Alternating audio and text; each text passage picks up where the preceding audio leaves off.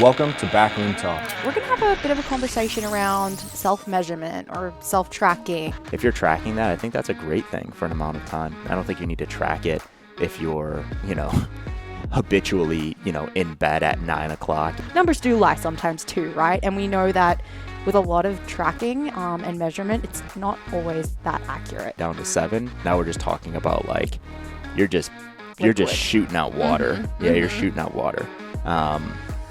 I don't get that. I was gonna make a reference it might look like this, but I'll tell you Okay, off. okay. That's backroom.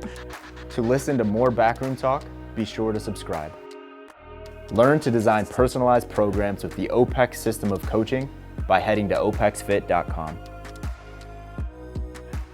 All right, guys. Well, welcome to another episode of Backroom Talk. I am Georgia here with Carl, and we're going to have a bit of a conversation around self-measurement or self-tracking, or I think the quantified self is a big movement where people log every little detail of their life. But yeah, we just wanted to have a general conversation about some of the things that people track, where we think it's beneficial, where we think it's not beneficial, some of the best practices around doing those things. And this kind of sparked from a Learn RX class that James put together. And I think you mentioned this was one of your favorites on the podcast last week, Carl. His How Am I Doing? Self-measurement in fitness class. So we thought we'd jam a little bit on the topic too. Yeah. Why do you think that's such a big push? Not only now, what is it? Since 2015, 2016, the whole idea of self-measurement has been a big deal, and it's only increasing. Why do you think that is? I think it's got to do with this technology era that we're in, right? And the obsession with data and the fact that a lot of progress and the future is housed in collecting numbers, not necessarily about oneself, but for businesses, on the tech side, there's so much emphasis, just in society as a whole, placed on data and the value of data right now. I'm saying data, I mean data, for anyone that doesn't understand an Australian accent. But no, I think that people just carry that over, right? The norms and things that define our societies ultimately trickle down to an individual level. And so on a larger scale, I think that's why it's happening. We're all just copying what's happening outside of us. Yeah, I agree. I didn't have a particular answer in my head when I asked that. But you just said we're starting to see this, and gosh, it's been happening for so long. And we talked about it last week where it was knowledge is power, right? The more you know. And I think that's being carried over to everything, where it's just people have this feeling of FOMO, you know what I mean? If they don't know something. So it's I have to know this, I have to know that, I have to know this, I have to know that. So I think that's what's going to be interesting about today's conversation. It's just our opinions. Where is that beneficial, and where can we go overboard with overanalyzing? Yeah, I mean, knowledge is power when you can actually use that knowledge to make a meaningful change, right? Otherwise, you just know more things, but are not actually using those things to move in a positive or a negative direction. Yeah. So I think we've got to make sure that if we are tracking something, it's actually useful. And I'm sure that will be a theme as we kind of run through our list of the areas that people do track. And beyond that, what are your thoughts on just overall thoughts on self-measurement tracking? I mean, I love it personally. Not all of it. I think people can develop some weird disordered habits around overanalyzing their own lives. But I'm definitely one of those people that really enjoys it. I like observing patterns. I like looking at long-term trends, because if there's one thing I've learned in life so far, it's that changes happen slowly. And so it's not necessarily useful to log your workouts for a week or for 2 weeks, but looking at those workouts over 2 years and being able to look back at what you did over those 2 years to get to where you are today, that stuff is actually really interesting. What does that actually look like for you? So looking at workouts over 2 years, does that mean you actually sit down and you're I'm going to go back to 2019 and look at every single workout and the results of those workouts over 2 years? Or what does that look like specific to exercise? Yeah, no, not on that level. Definitely not one of those people. And I watched this great documentary on HBO, the series, and I'm completely blanking on the name.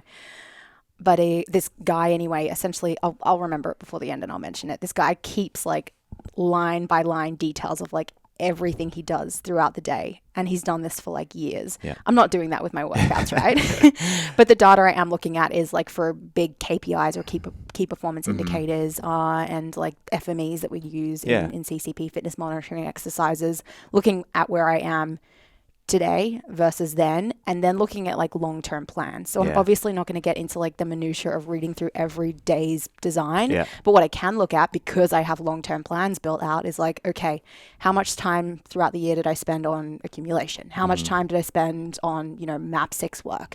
And where did that get me from A to B? Yeah, so it's more of like a global tracking standpoint. You're not like getting into the minutia and trying to understand the differences of, you know, A1 2 years ago versus A1 today.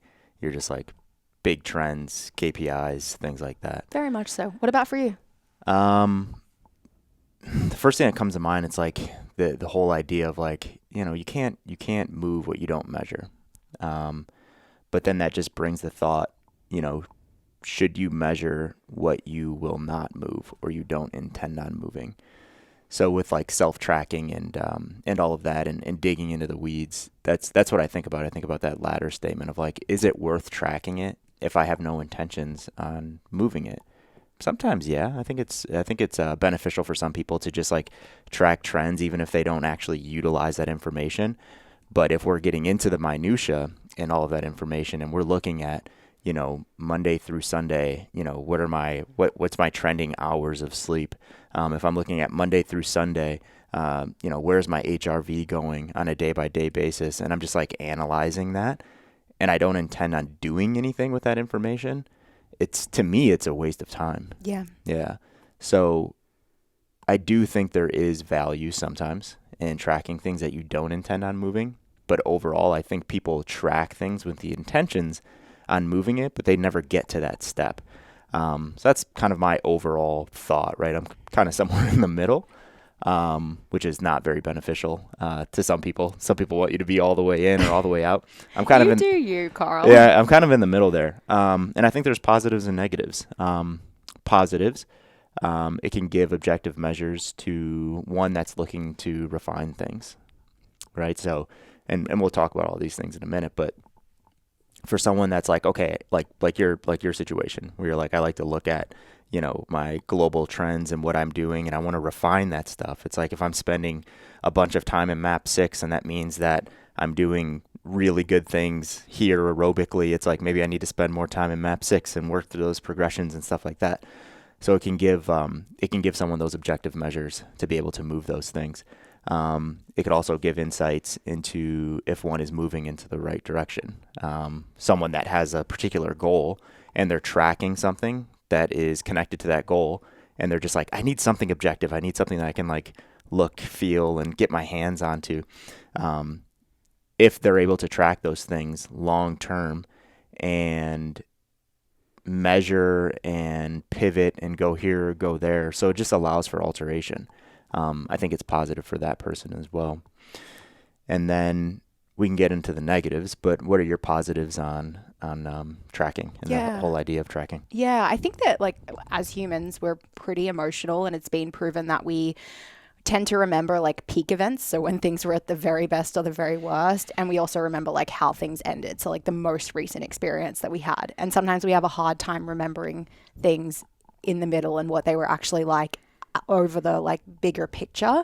So that's where I think monitoring trends can be interesting, because it can be really easy to feel like total garbage about your diet because you had one really bad experience or one really recent bad experience, or think that things are actually going really well based on the last like 1 week versus the last 2 years. So that's where I think tracking can be super beneficial, is kind of like you said, just offering a bit of an objective lens to remove the emotional side of, am I moving in the right direction or am I moving in the wrong direction? Because ultimately numbers don't lie, but numbers do lie sometimes too, right? And we know that with a lot of tracking and measurement, it's not always that accurate. Yeah. Like a lot of the tech that's available today, and then there's always the human element of like, how am I inputting this data? What am I choosing to share versus choosing not to share? Because we do have that discretion when we're, you know, choosing how we log things. It's not always accurate. So I think to say it's objective is maybe a little incorrect. Yeah. I mean, I think you can track some things that are objective, like Yes. hours of sleep, Yep. right? Like things like that. Yeah, I mean, we'll get into the inaccuracies of a lot of other things, but I think we could track a lot of things that are very objective, like the Bristol stool chart, like little things like that, where it's like it is what it is, right? When we start getting into like HRV and all that stuff, or like heart rate when I'm doing MAP 7 mixed versus MAP 7 cyclical, it's like, yeah, that shit's like, is it real, right? Depending on what thing we're using to measure those.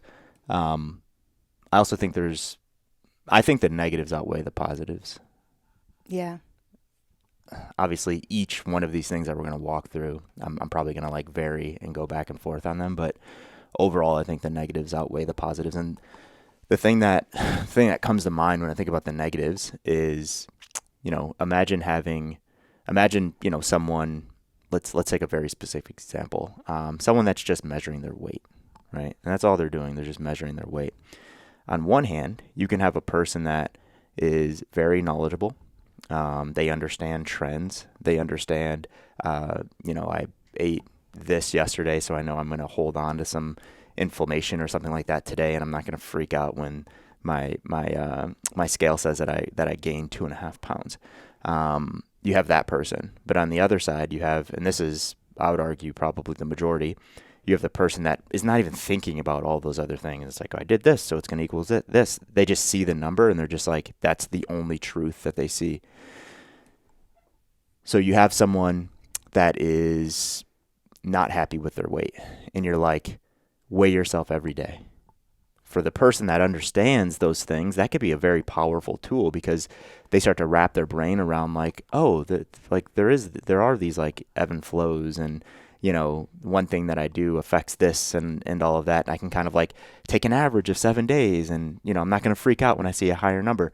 But the person that you're like that doesn't understand those things, and you're like, jump on the scale every single morning, and I want you to report back on that number.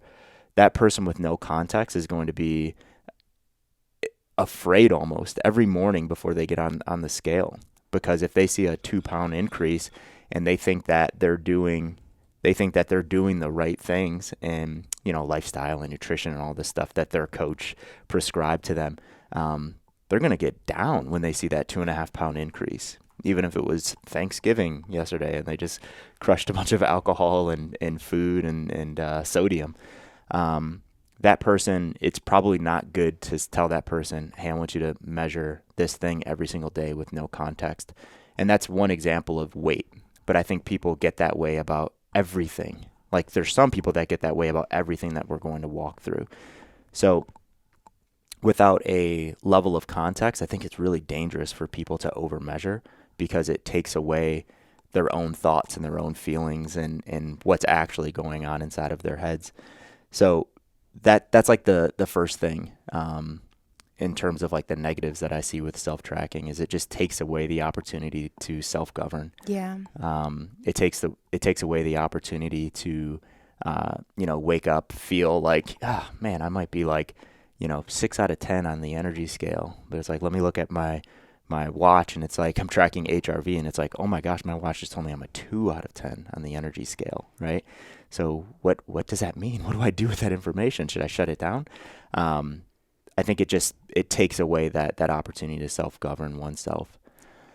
Did you have something to say on that? I just completely agree. I mean, we talk all the time about autonomy being the end goal for our clients and for our coaches to be able to develop in their clients. And for a lot of wearables and tracking devices and things like that, you are almost removing the autonomy to make the decision and self-perceive like how you feel in that given moment. So yeah, I do think that in some ways, for the right person at the right time, they can enhance autonomy, they can enhance results, they can be a great thing. But for a lot of people, again, it just causes that like paralysis by analysis, or crap, I'm just going to believe what this thing tells me and not go with how I actually feel in the moment. Yeah, and even for the person that's in the know, an overabundance of information can cause stress and frustration, because if you're tracking everything that we're going to talk through today, and you're like well-intended, you're like, I'm going to take this information, I'm just like completely refining,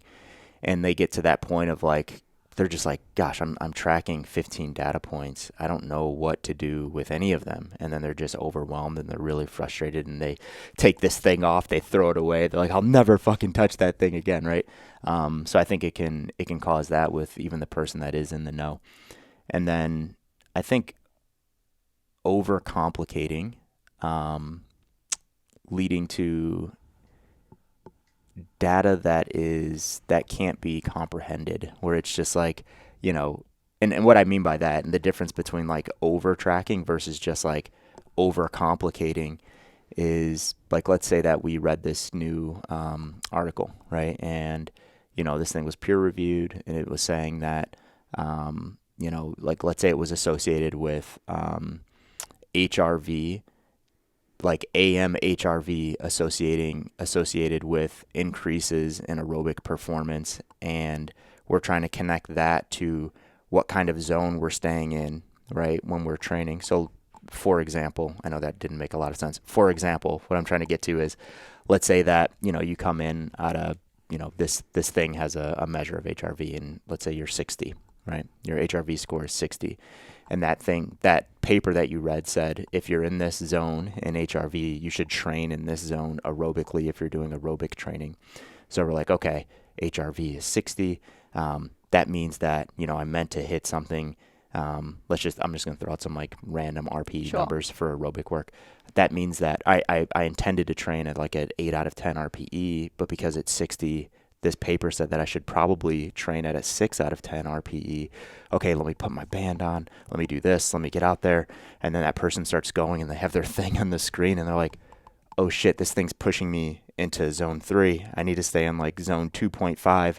And they're just like playing this game instead of just like training. You know what I mean? So too much data overload can just overcomplicate the process where, gosh, we're just so complex in terms of how we adapt to work, how we recover from that work, so on and so forth. And I think it's great to just, keep learning and keep your head in papers and stuff like that and keep up with the latest research. But does that research actually correlate with you and your circumstances exactly? I don't have the answer to that. I don't know. But I think some people live so much in that world and they forget to just self-assess and say, how do I feel, right? I'm like at minute 5 of minute 20 of an aerobic session, just like, how do I feel? Is this a good pace for me today based on the intentions of this training session?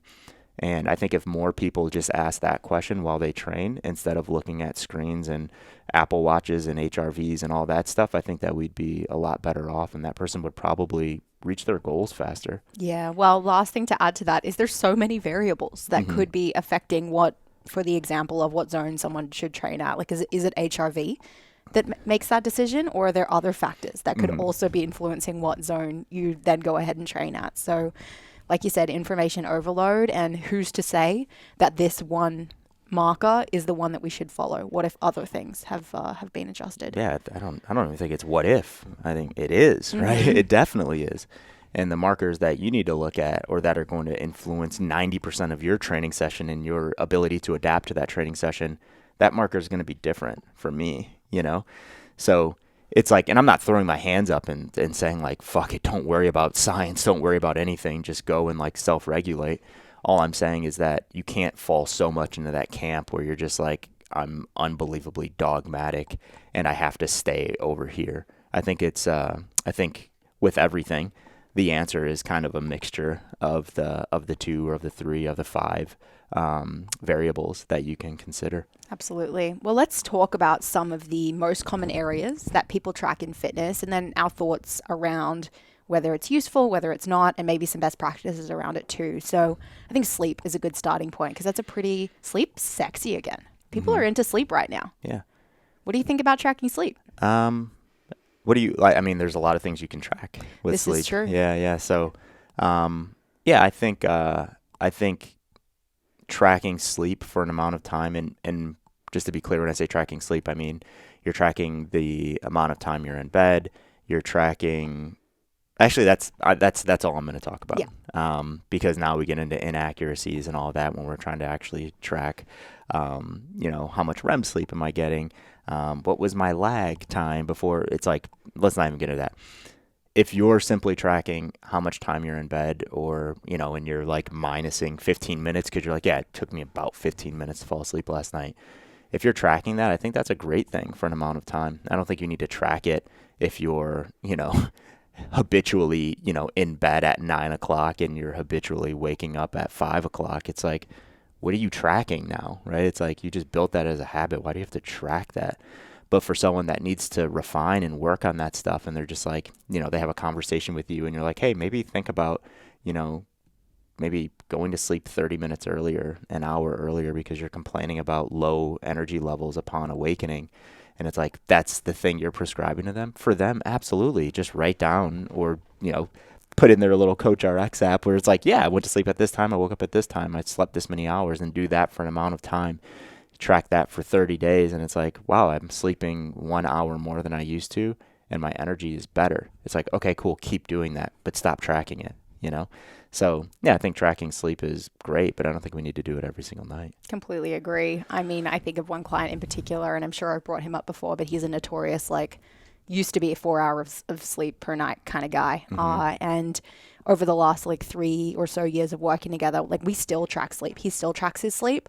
But the thing that we look at when we meet for a consultation each month is his average time in bed. Yeah. And how that's changed from 3 years ago versus now, because it is still something we're working on, right? Yeah. We know that lifestyle changes take a long time sometimes, but that number has gone from 4 hours to 5 hours to 6 hours to 6.5 to 7 hours. So it's been cool to be able to see that evolution in terms of averages, but not worrying about every single night, because if you get stressed about one bad night's sleep and then you carry that with you throughout the day, you just it's not, I don't think it's helpful for anyone. Yeah, I agree. And gosh, this will just be a global statement for everything that we're going to hit on, I believe. I think the goal for everyone is to eventually not track any of these things, right? Yeah. I think so. Yeah. I think that needs to be the goal, because, it might not be a big deal. Let's say sleep, for instance, your guy, it's like he needs to continue to work on that thing. So it might be beneficial to track it. But I would ask, and you have the answer to this for sure, but it's like, why has he been tracking it for 3 years and he still isn't where he needs to be? You know what I mean? So that's probably the conversation I would have with him. It's like, yeah, the goal is to stop tracking this shit. So let's just get on board. And if it's something you don't want to do, improve this measure, let's stop tracking it, because we're just having conversations about, average time in bed, but that thing is moving a little bit over time. Let's just get it there. It's been 3 years already. No offense to that guy. It's true. But yeah, if the goal is to stop tracking that thing, we have to agree on a timeline behind that stuff, And I've tracked probably all of these things. Definitely all of these things I've tracked.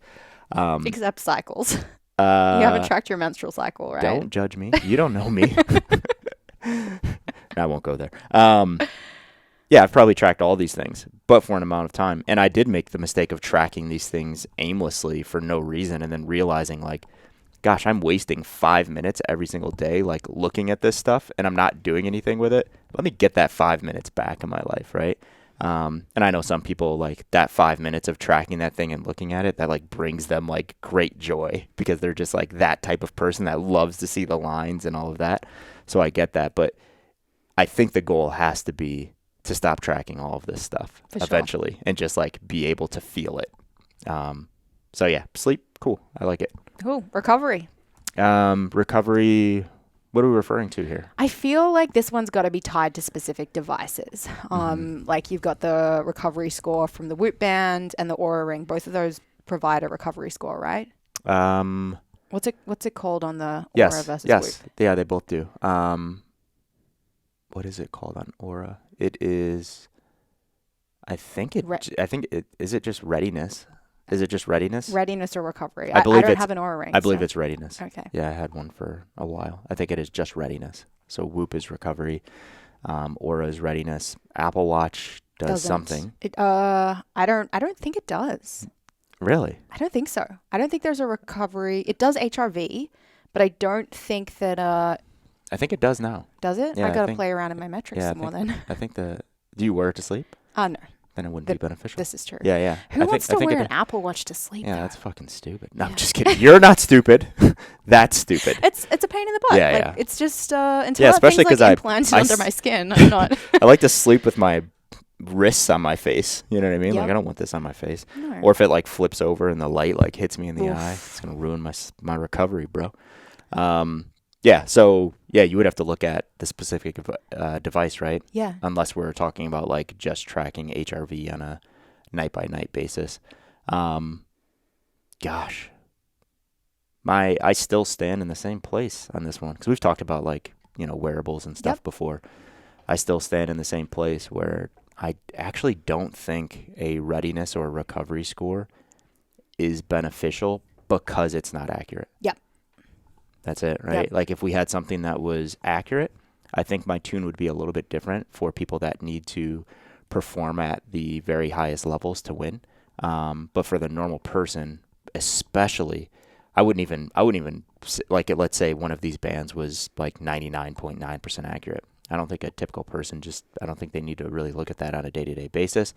An athlete, yes, we can argue, but I would say it's beneficial for no one right now because it's just not accurate. For sure. The latest thing I read, this was probably a couple of months ago, was the most accurate recovery device was somewhere around 60%, and they were bragging about that, right? But that's like, in that world, that's something to brag about because that's really good compared to everything else. For sure. And it's like technology will exponentially increase over time in terms of how the validity behind the information that it puts out. So we will get to that 99.9%.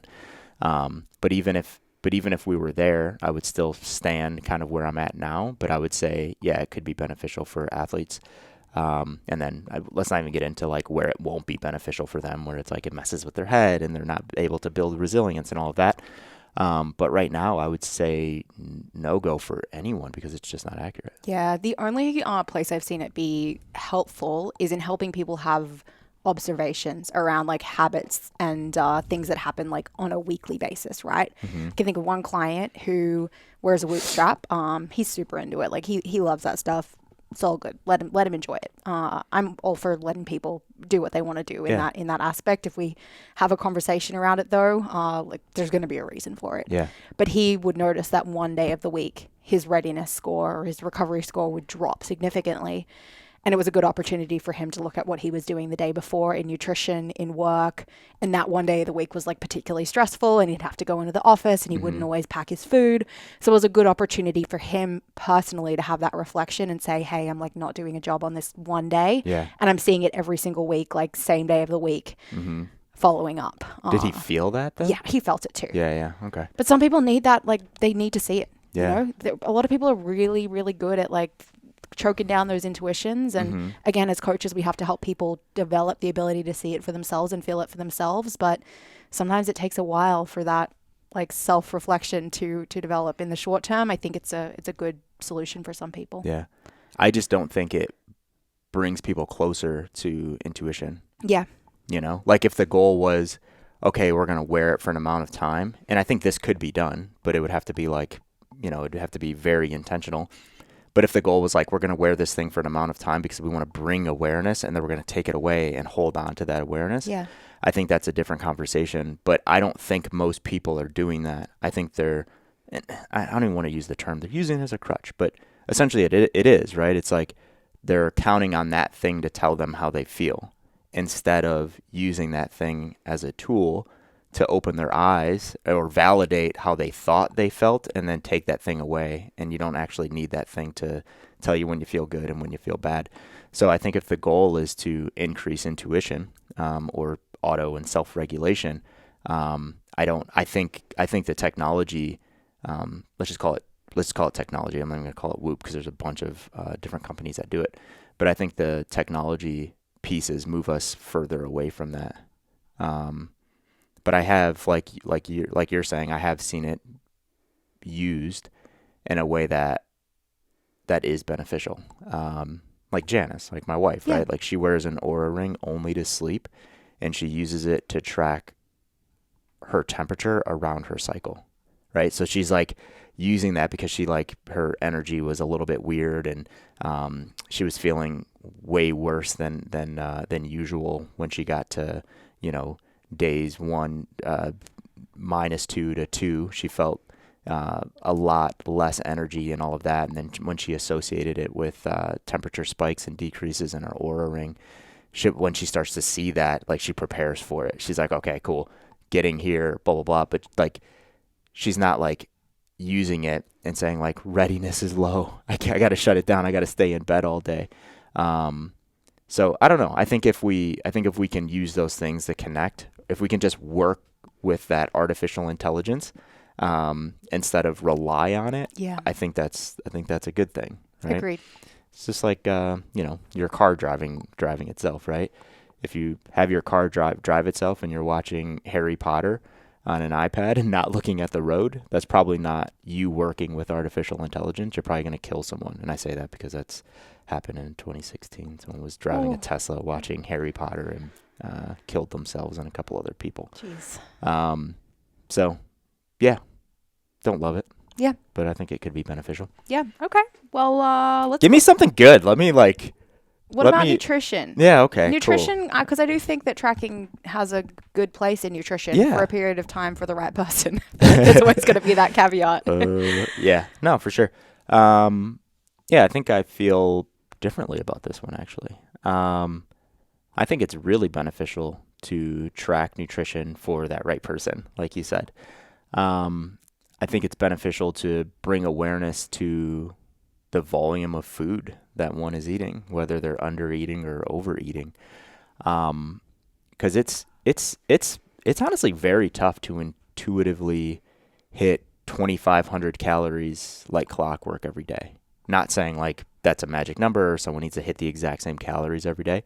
But for someone that wants to do that and they want to build really good rhythm in the amount of food that they're eating on a daily basis, tracking their food for an amount of time, for some people, dare I say it, tracking their food all the time could be really beneficial for that person, to keep energy levels solid for the person that typically undereats, and, you know, works hard, whether that's just in their daily life. They go on a bunch of hikes, they go on a bunch of bike rides, they train in the gym a lot, stuff like that. Those people always have to keep an eye on, you know, are you actually getting in enough macronutrients, micronutrients, those things. So I think tracking nutrition for the right person and the person that's ready for it and has like all the baseline BLG stuff all taken care of, I think it could be very, very beneficial. Yeah, completely agree. And I also agree with the point that we're fairly bad at just being able to guess how much food we're taking in based on looking at it visually. There are certainly some like visual tools you can use with people to help them track, so they're not necessarily like logging their macros, their calories in MyFitnessPal or Chronometer. You can use like more subjective measures like eat a palm-sized piece of protein at your meal every day and log whether you did that. So those are still forms of tracking that may be more appropriate for someone that isn't at the point that they're ready to log macros, or maybe just doesn't need to. You just want to make sure they're getting more protein in at each meal. For the wrong person though, like I think it can be harmful, and especially with just disordered eating habits and how widespread that stuff is. I think you got to make sure that you are having conversations and asking strategic questions to figure out like, is this going to be a good option for my client? Yeah, gosh, that's such a good point, because there's a lot of people out there. There's a decent amount of people that I've worked with personally, so I know, you know, every coach listening or even an individual, if you fall into this camp, where their self-worth is attached to how they look, right? How they look is so associated with their protein, carb, and fat intake. Their protein, carb, and fat intake and their inability or ability to hit these like numbers that someone gave them or they Googled or whatever. Their entire self-worth falls on, did I hit my protein, carbs, and my fat for the day? And because their entire self-worth, and obviously I'm like polarizing this when I say entire, but a lot of their self-worth is attached to that. When they quote unquote fail, they just like spiral out of control. Yeah. Right. And I don't know if you've ever worked with someone like that, but like, giving them like a macronutrient profile, where it had been like just such a bad thing. Like, you're just like, I shouldn't have done that. I definitely have. And it's almost like, you have to then talk them out of why this isn't a great idea, or talk them into why this isn't a great idea for them. So I think the really good conversation on that point is like, what are some questions that we can ask our clients to understand if doing this is a good fit for them, tracking their macronutrients is a good fit for them, assuming that that person's lifestyle is in order and all of that. Because I don't think it definitely isn't just like a check the box, BLGs are good, check the box, they have aesthetic goals, and then we move to tracking macros, right? Because what if that person had a very serious eating disorder in the past that was associated with having to have 100% control on what they ate, how much they ate, when they ate it, so on and so forth. So your thoughts on questions to ask clients or ask yourself before you dive into going into tracking macros? Yeah, I think asking people about their past experiences with nutrition protocols and diets is a good starting point. So figuring out, is this something that they have ever played around with before? And if someone's like, yeah, I've been on 10 diets or 20 diets, that's already a little red flag. Mm-hmm. Like they've done this thing a lot, and obviously what they've done hasn't stuck because they're here today looking for another solution. So they've done the yo-yo diet thing Mm-hmm. before. Asking them how, if they have in the past, how they felt with those things, why they were or weren't successful, and especially listening for the why they weren't successful, Mm-hmm. I think can be incredibly beneficial. Beyond that, like if you're giving them a like macronutrient, or you're thinking about logging food quantity with them, it is probably because you, as their coach, think they are either over or under eating, or they have a specific goal. Like they've come to you and said, I want to lose 10 pounds or 20 pounds. Like I don't feel comfortable in my skin right now. Whatever. Or they don't have, or they have like zero rhythm in the Yes. and the quantity of food that they're eating. Correct. So Right. I think looking out for that and using your judgment as a coach, like right now this person's eating one boiled egg for lunch, a cube of cheese for, an afternoon snack, and then eating a huge meal at the end of the day. That's probably a red flag for some disordered eating habits that are going on. So on the goal piece as well, like if they have the goal to lose weight, digging into what that actually means to them. And if you can tell there's there's an emotional attachment to that has to do with self-confidence, self-worth, that's probably like, again, another indication that maybe tracking isn't something we touch right now. And we figure out some like softer ways to talk about quantity and ways to control intake. Yeah, I agree with you. And you pointed out a good option earlier, right? With someone that's, that just has like, forgive my language on this, but disordered eating habits. Not saying they have an eating disorder, but they just need to build some really good habits around eating. Maybe macros aren't the best option for someone that just needs to build some really good habits around eating. The avatar that you pointed out that has the boiled egg and, maybe some coffee and this and that, maybe they just have no awareness around why that's not a great thing for them. So education needs to occur, right? After the education occurs, then the conversation needs to occur of like, what do you want to do, right? Like, what do you think you're capable of adhering to? What do you see yourself doing on a day-by-day basis and being like good with? Right. And that thing not being a really big drag for you. And maybe you start with like, cause you have to give them options. They're probably not going to know the prescription for themselves, but maybe you start with like, hey, what if we did something where it was like, hey, I want you to eat, a palm sized, portion of this, or, a thumb sized portion of that. And it's like, I just want you to do that. And I want you to do that 3 times a day. Sometimes I want you to do that 4 times a day. Do you think you could do that? 3 to 4 times a day, this. They're like, yeah, I think I can do that. And it's like, you never even talked about macronutrients with them, right? Like you didn't say like that thumb-sized portion of fat equals, 9 grams of fat, and that's going to get you to this. It's like, who gives a shit? You're just trying to build really good habits around eating, right? You have that same conversation with someone, and they're like, and let's say it's not the avatar that's eating 1 time a day. They're eating 4 times a day, right? And their eating is like this, right? It's like you have them log and you have that graph that I know you love and it's doing this, right? And you're just like, oh my gosh, we have to build some consistency there. And you're like, okay, what do you think about that whole conversation that we just had with the person that just ate boiled eggs? And they're just like, no, I kind of want to nail this. Like, I think I want to see that line like this. I want to build really good rhythm in the amount of food that I'm eating on a day-by-day basis. You're like, okay, have you ever tracked food in Chronometer before? And they're like, oh yeah, I've done that. Like, I just stopped because I didn't have any particular goal. So I just felt like I could just do it intuitively. And then it's like, and they're just like, well, obviously I haven't been doing it intuitively because now that graph is doing this. And you're like, okay, what if we just give you some really solid macros that'll keep you, energy high and all of that. We're getting enough fuel and all of that. And, let's just do that consistently for 4 weeks. And they're like, yeah, that sounds awesome. It's like, that's someone that could probably adhere to a macronutrient prescription. But to your point, with that same person, you should probably talk about how do they feel about tracking and all of that. And obviously in that conversation you already did. So red flags would probably pop up there. But I think, educating and asking those questions on how they would feel, doing that, those different things would be really beneficial. And we're talking about avatars with goal, like aesthetic-ish goals, maybe nothing like crazy, right? If you're talking to a figure competitor, it's like, what you're doing with that person, right? It's like, we're not like going to just like build some really good rhythm. We need to fucking nail this thing, right? So that's a totally different conversation. But with most humans, you're not trying to absolutely nail that thing. You're just trying to build some really good habits and ensure that they're getting enough food or not eating too much food. Definitely. And I think I could keep talking about nutrition for this entire episode, but just to add one more last point to the intake piece, giving someone a macronutrient prescription isn't going to guarantee consistency throughout the day, which is something you already said. So I think as the coach sitting down and thinking what is the intention with this nutrition program that I'm giving to this client right now?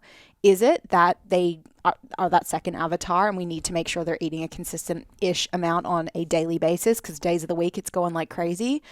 Or do we just need to provide some education and help them understand how to eat breakfast, lunch, and dinner and maybe a snack so they have a nice stable blood sugar because they're not doing that at all right now? Yep. Because if you give them a macro prescription, that's not going to necessarily help that person because we know people can do some crazy shit with 2,000 calories or 2,500 calories. That's not necessarily getting spaced out appropriately throughout the day for good energy. So just realizing that a macro prescription isn't actually going to help someone create good rhythm throughout the day unless you give them very clear and specific instructions about what you want happening breakfast, lunch, dinner. Yeah. Space. And that's a food day. plan, right? That's not a macro prescription. Yeah.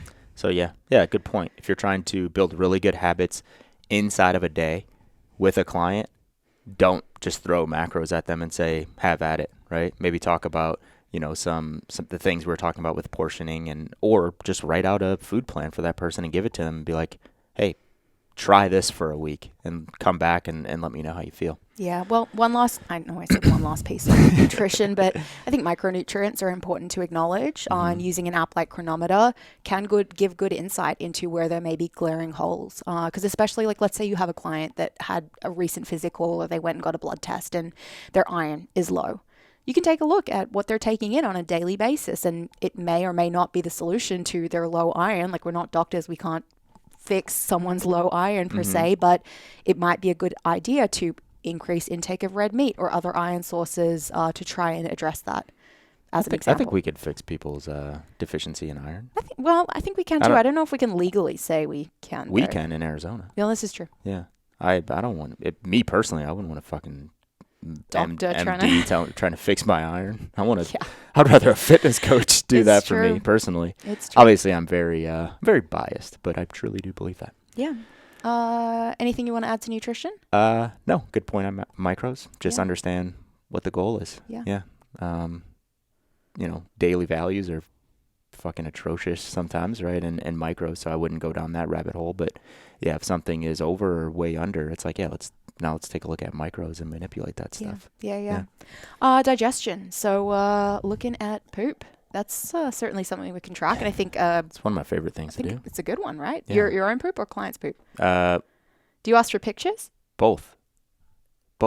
Yeah. No, I don't. I don't ask for pictures. No, I wouldn't ask for pictures either. No, I don't want. Yeah, I think it's weird. I wouldn't feel comfortable I guess I would. I don't want pictures of shit in my No. phone. No. No, yeah, but I mean, we could tell clients to report back based on the Bristol stool chart where that is. And, you know, if you see something, if they report back something crazy where it's like, this is even on the scale. Like, I don't know what the hell's going on. It's like, maybe now let's investigate that. Yeah, send me a picture of that. But I'm not like just coming out of the gate like, yep, send me a picture of your shit every Sunday. And I think that's a little much, not needed, because they can build that self regulation and that autonomy to look at their own poop and report back on what that thing looks like. Yeah, I think taking a good look at your own poop is a good way to kind of get a more less emotionally charged than a, like, let's say, daily scale weight look at how your nutrition and lifestyle habits are influencing you. Because you kind of mentioned, like, let's say someone has Thanksgiving and they drink a bunch of alcohol and eat a bunch of desserts, and then the next day their body weight has fluctuated up. That can be a little stressful for some folks. Most people aren't too stressed about their poop, though, and don't have like the emotional attachment to it. But if they made a bad nutrition decision, it's probably going to play out in how their poop looks the next day. So I think it's a good way for people to self-reflect and say, what did I do in the day or 2 days prior that may be influencing my digestion today? Yeah, definitely. From a coach's standpoint, if you're going to ask for it, you're going to have to know, to a certain degree, what to do to influence it. Because gosh, we talk about this on cohort calls sometimes when it comes up, and there's a good amount of people that don't know how to manipulate, right? Where it's like they understand the Bristol stool chart, and they understand what type 1 looks like and what type 4 looks like and what type 7 looks like, but they don't understand how to move everything closer to center. So I don't know if we have time to go through each one right now and I think we can do it, right? Okay, let's do that. If you want to, at least broadly. No, I meant like how to manipulate each one. Each type? Each type. Oh, okay. Yeah. Yeah, let's do it. Okay, type 1. So type 1 is, let's call that like pellet poop, right? So hard, clumpy. Someone's probably constipated, right? Yep. They might come back and say like, you know, I pushed for 5 minutes and 3 little balls came out. George just made a sad face. So yeah, they're separated and they're hard lumps. That's someone that is likely not getting enough soluble fiber in.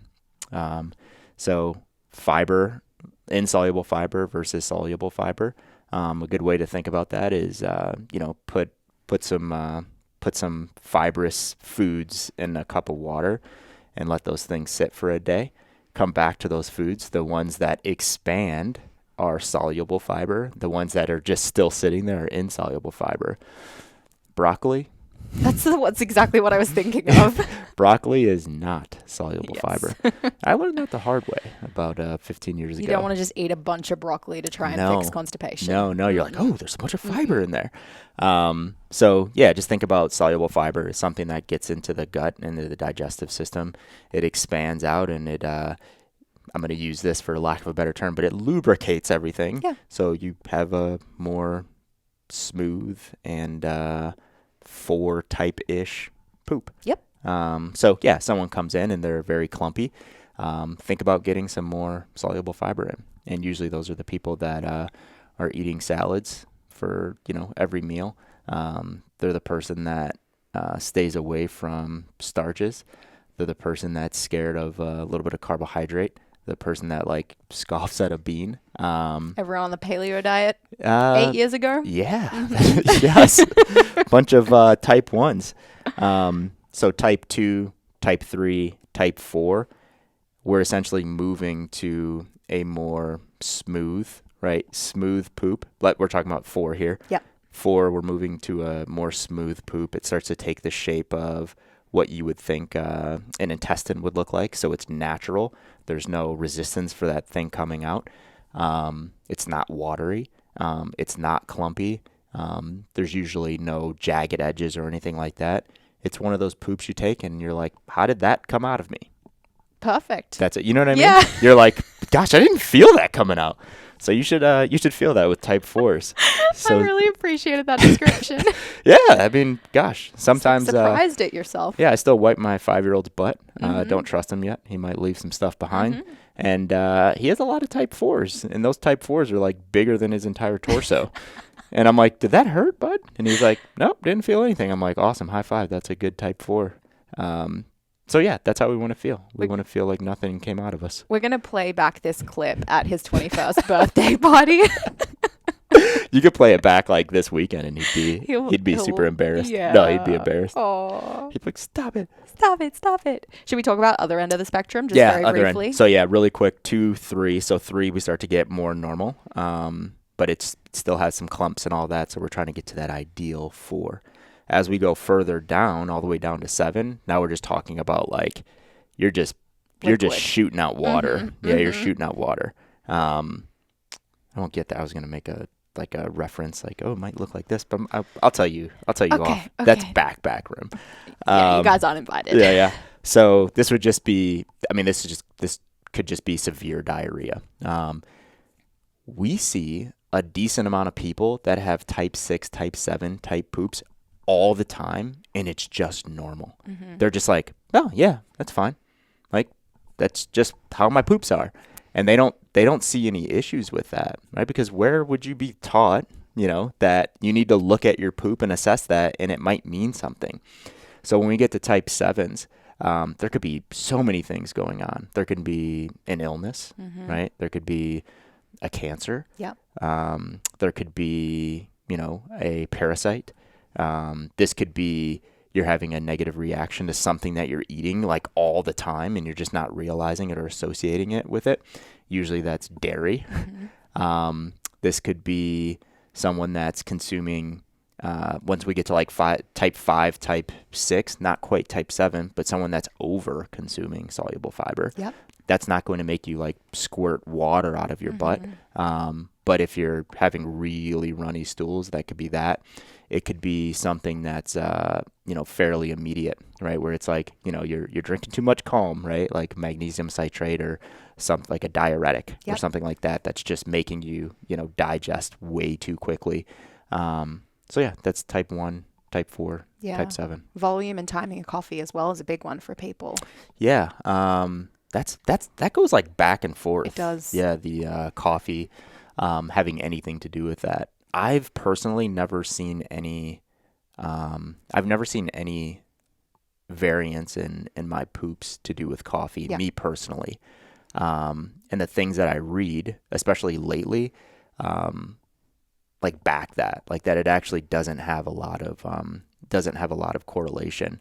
I'm not saying that's the truth, right? Because there's some studies and papers that do say it has a correlation to stool, but I haven't seen it. And yeah, gosh, if you're getting like type 7s from coffee, there might be like something else is wrong. Yeah, or if it is from coffee, I don't think that's like volume of coffee. I think that's like there's something going on where coffee is just literally jacking your gut up. Yeah. And people will feel that. Usually with type 7s, that's when people start to feel like the bubbles, right? Where it's like something's going on in there, like you can audibly hear digestion occurring. That's not associated with type 1s. It's not associated with type 4s. Usually if you feel that or you hear that, you're going to have a 6 or 7 coming out of the other end, because it's just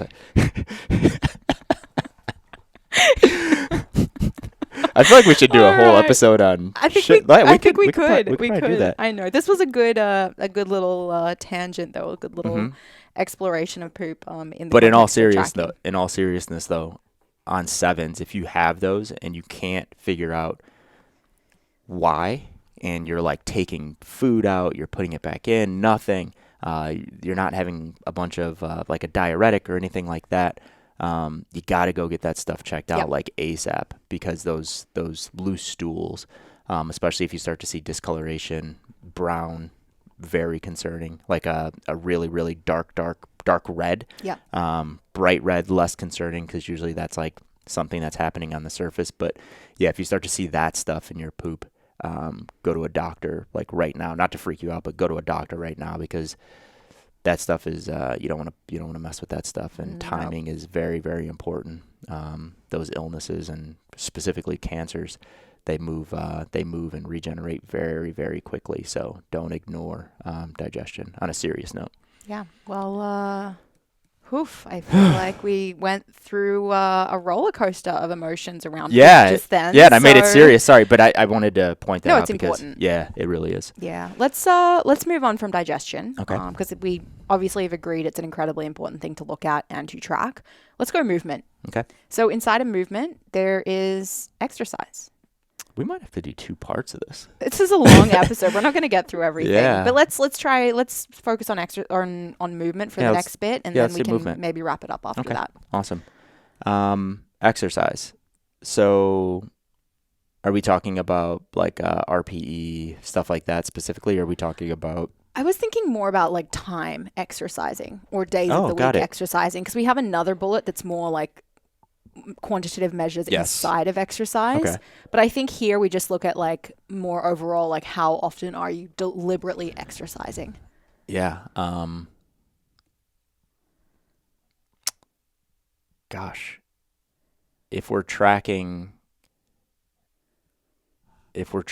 how often, if we're tracking how often we're exercising, those are done in such long increments, like one to another. Yeah. I don't know if I would even put that in the category of like real, you know what I mean? You know what I mean? Because you can like reflect on a Sunday without writing anything down and be like, yeah, I worked out Monday, Tuesday, Thursday, Friday, 4 times. Yeah. Right.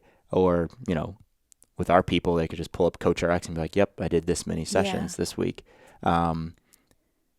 Does that make sense? It does. I guess the thing that like brought that to mind was the Apple Watch, because it does track your like exercise time per day separate from like your got it. like move and then the stand I think you get, and then you get like walking minutes and stuff like that. But you do have to like deliberately track the time that you're exercising. Sometimes if you're swimming, it'll like know that you're swimming and it'll start itself immediately and ask you if you want to track your freestyle swim. But I gotcha. Okay, I'm with you now. I think that's I don't know. I think that's beneficial for someone that's trying to reach a particular goal in exercise per day.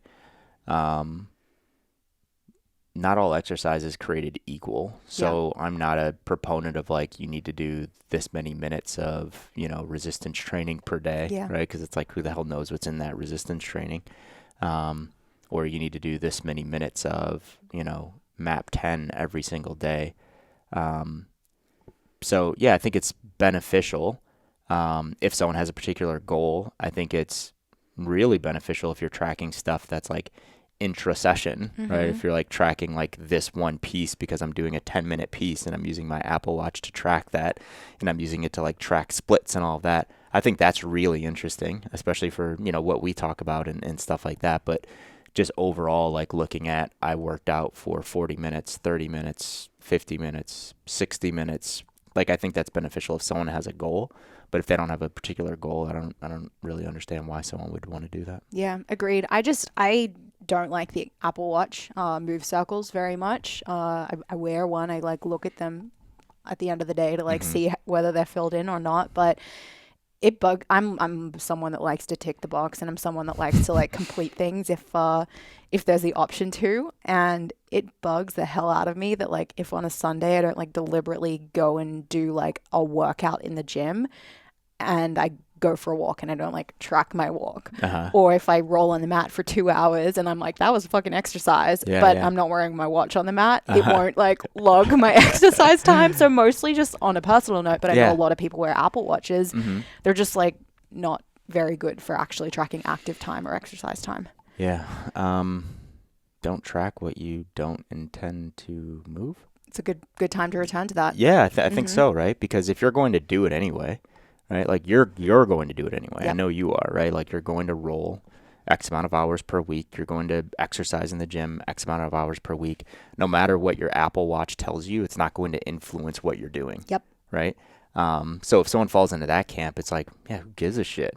Right? Like I have an Apple Watch too. I use mine to track like time. That's it. Because I don't want to like, pull out my phone and stuff like that. And it's just so easy. I love it for aerobic work because it's literally just like double click. Yeah. I love that. And then just like looking at that feedback really quick, where it's like, I did a session yesterday where I was like tracking intraset splits, and that's how my entire session was.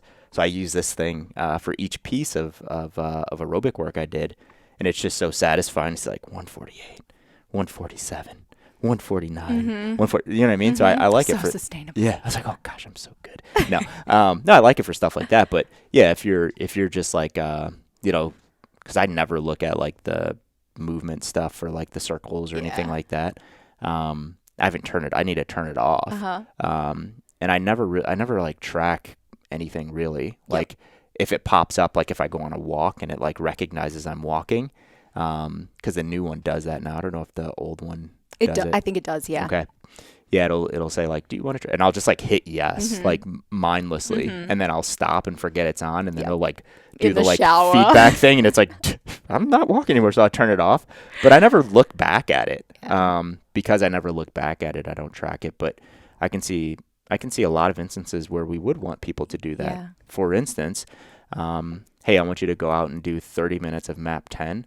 Monday, Wednesday, Friday, because you're not in the gym on those days. I love the idea of someone being able to just like turn this thing on, track 30 minutes, and like send a screenshot to their coach with like a thumbs up emoji, like done, coach. You know, I love that idea.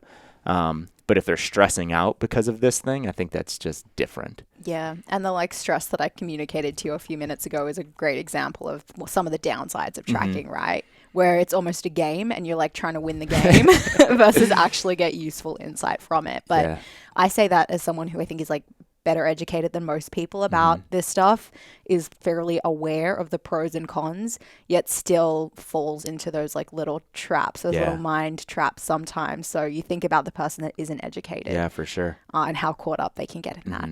And that person might be like, well, I'm not gonna roll in BJJ because I can't track it. Yeah, I mean, they're like, I'm gonna go do something that I can track, so I can like win this game that Apple's having me play. Seriously. Yeah, that's where like the idea of like gamification and all that. It's like, I don't know. I think it's good sometimes. Other times it's like we're just building a bunch of like mindless robots that are walking around trying to win a game. Yeah. The metaverse. Agree. Well, let's talk about calories a little bit to kind of wrap this one up. This shit's not accurate either. Oh my gosh, yes. This is like the one movement area calories. that's like really, really bad. I wish every company would just like stop it. Yeah, I wish everyone would just turn it off. I can't think of one situation that I would find this useful. Yeah. Everything that we've talked about today, I'm like, yeah, I mean, it could be useful here, could be useful there. I can't think of one where tracking calories burned could be beneficial at all. Yeah. Yeah, I think it's really stupid. Agreed. Yeah. Agreed. Just because, again, it's so not like actually grounded in the reality. And we know those numbers are it's like they're wildly off. Gosh, yeah. And it's fucking gamification though, right? I think that's where a lot of companies are using it. Does Orange Theory still use calories burned? I'm sure they do. Yeah, but there's more polarized examples of like fitness movements. Like, gosh, I just read an article where it's like this company that every time, this is so fucking stupid. I'm not sorry if you do this. Yeah. Every time the clients leave, they get a receipt. It's like they cash out. And on their receipt, it just has their calories burned as like a badge of honor. Buh. It's like, yeah, just like you just puked in your mouth. Yeah, like when I see that shit, I'm like, come on. So that's an example of using gamification for gain. Like where it's just like, those people are smart enough to know that shit's not real if they're in this industry, right? Because we just looked at calories burned and we're just like, stop it. Everyone just stop it. But they're like, ooh, opportunity there. Oh, this is a great idea. Let's give people receipts when they leave.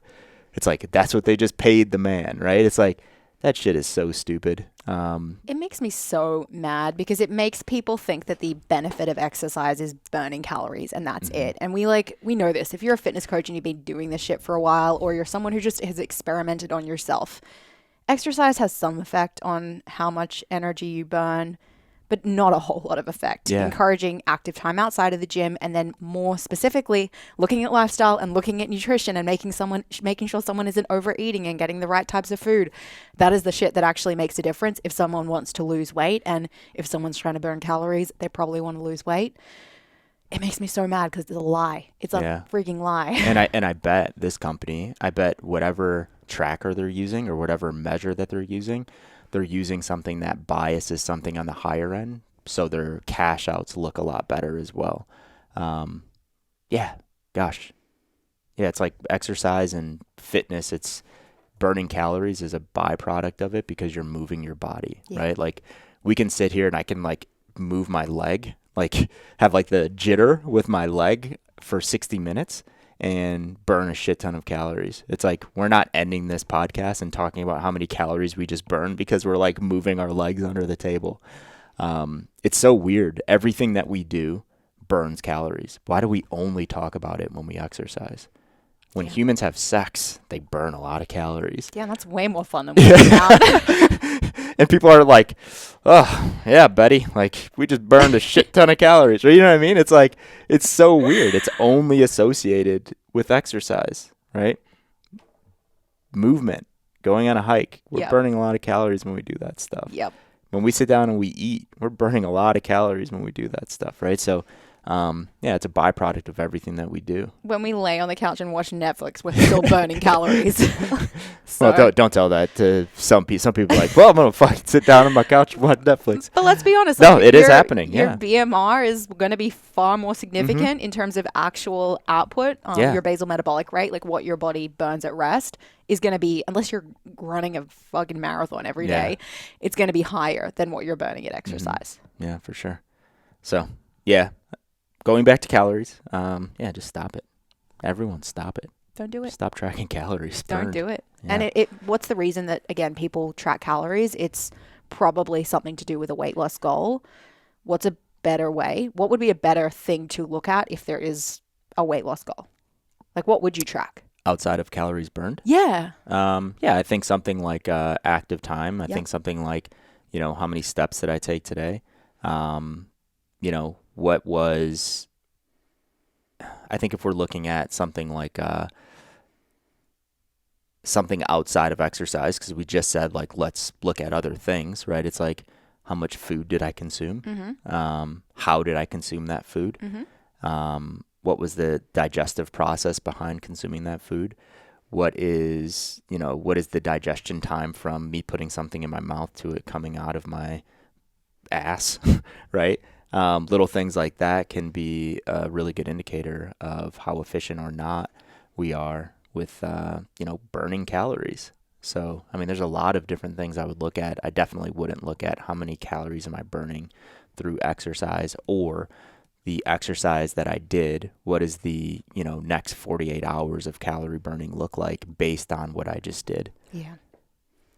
Well, I think we got to wrap there. That was a pretty solid list we worked through. We got a whole other bunch of self-measurement, self-tracking pieces that we wanted to talk about as well. But let's save them. Are we going to continue that, or do you want to? I think continue like now, or continue no, at a later day? Like next week. I feel like we might hit another topic next week and then come back to it in the future, maybe in a couple weeks. If you guys are interested, I mean, let us know.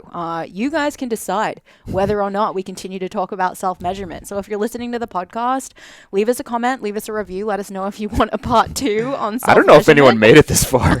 I think it's just you and me right now. I don't know. I think they got really fired up about the poop and they were like sucked in when you started talking about poop. Everyone left at the type 1s. They're like, all right, this is too much. You're talking about pellet poop. I'm trying to eat my lunch.